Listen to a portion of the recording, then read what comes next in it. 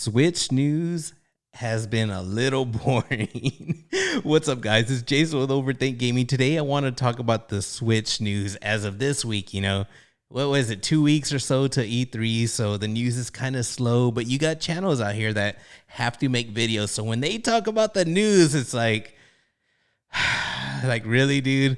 So you're going to be talking about maybe, they found a Switch, for the eShop. They found a patent that we may be able to rate games, guys. I would rather hear it like if it's coming than, a patent for something that should have been out. It's just like, I don't know, guys. Like shit like that. But the two like that, really this week, I'm like, really, dudes? Really? Like you guys are gonna like make this little subject into something like boom. The first one I want to talk about is the whole thing around the Zelda amiibo. Now there is a big ass deal. If you guys haven't heard, amiibos are these little toys like Skylanders that you can put over your controller and unlock certain features that aren't in the game. Certain little things like you buy this little figure and you can use it in the game for something. Well, now Switch YouTubers are getting pissed off because there's this amiibo that has two characters on there.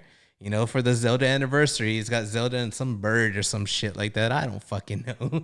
But this thing is like $24, which is twice the amount of a normal amiibo. So they're making a big deal about that, and people are getting pissed off.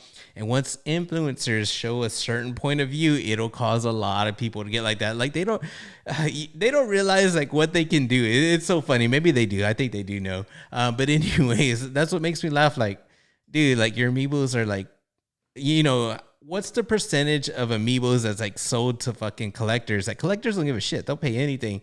Like how many kids are actually using the amiibos? That's all I want to know. Maybe I don't know. Maybe I'm stuck in old man's world that I think nobody really uses amiibos like kids. I think it's mostly collectors, but who knows? But anyway, so this thing is not only twice the price. They're making a big deal because it does what every amiibo does. It unlocks a feature in the game. Yes, that's what Switch YouTubers and fucking Nintendo fan people are crying about, that this amiibo has a feature in the new Zelda game. Zelda, what is it? It's a Skyward Sword HD. It was a Wii game that they're porting over to the Switch for $60. Well, people should be more mad about the $60. Nah, they're mad that, it's 60 plus I have to pay the amiibo. That should be in the game. They feel entitled.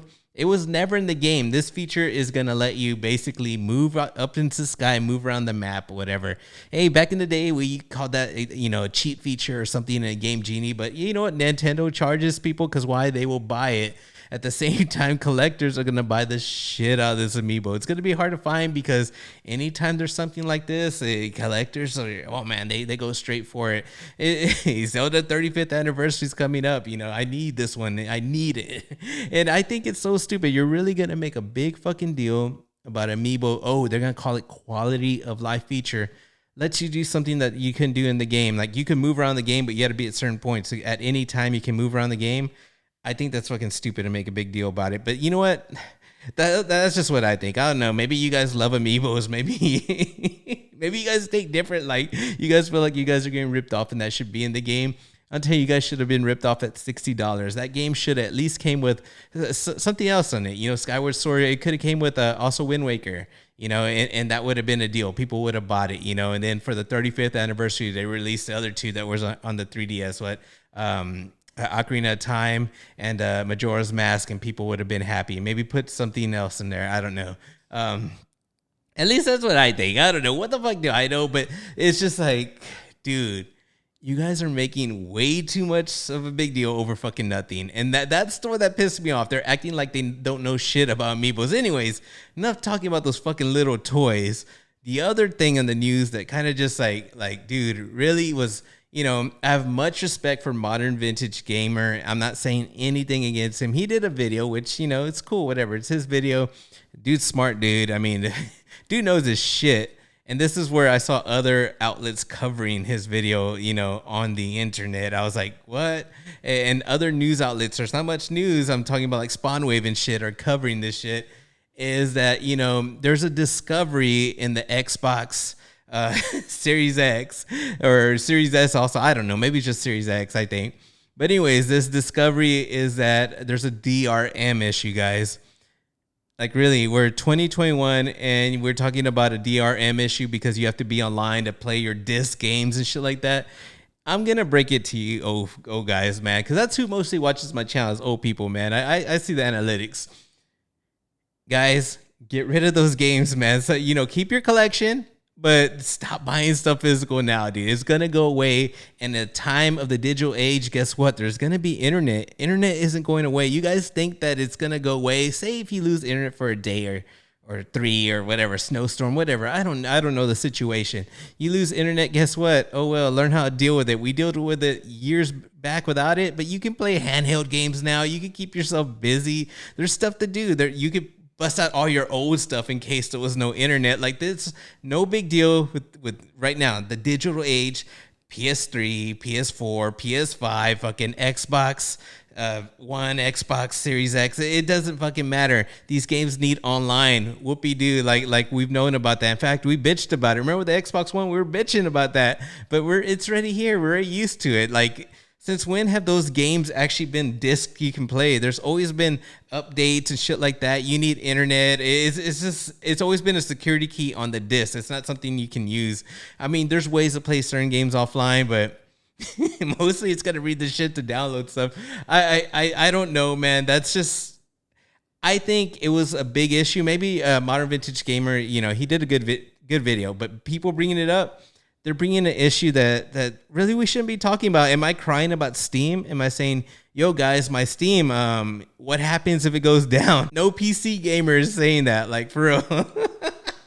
Are we worried about Steam? Are we making videos? Oh my God, Steam has a DRM issue. Like, no, like it's fucking stupid. I mean, why bitch about these old consoles? I think with the digital games going forward, we're seeing what Game Pass is doing. This is just at the beginning. There's going to be shit that we're going to have all these games digitally, whether to buy them, somehow fucking have access to them, so, like the way ROMs are right now. There's ROMs available to everyone. This shit we're going to start getting ROMs of these other systems. Games are always going to be here digitally. Stop thinking that this DRM is a big issue. It's really not.